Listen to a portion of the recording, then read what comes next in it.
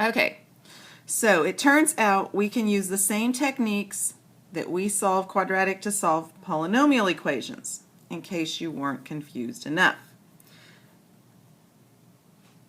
This is a polynomial, 4 parts, so we solve it by grouping.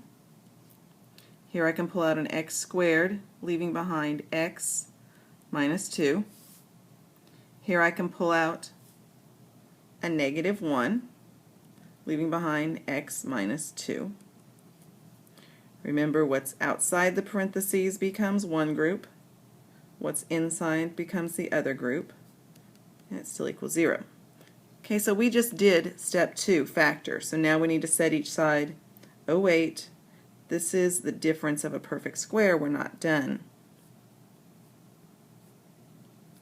Split your x's, split your 1's. Remember, 1's positive, 1's negative. Now we're done with that one. Okay, step 3, set each one to 0. X plus 1 equals 0. X minus 1 equals 0. And x minus 2 equals 0. These are all steps you guys have done. Please don't freak out. Subtract 1. X could equal negative 1. Add 1. X could equal 1. Add 2. X could equal 2. Our solutions are negative 1, 1, and 2.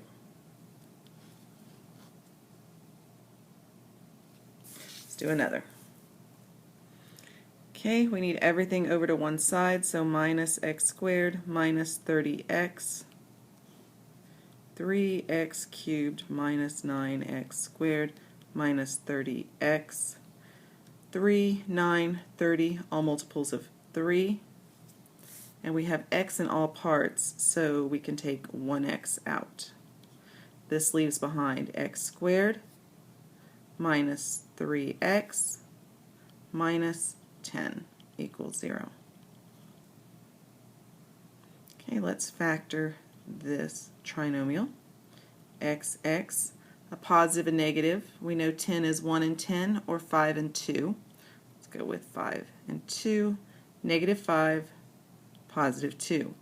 Carry down your GCF. All of this equals 0. Step 2 is done. Step 3, set each part to equal 0.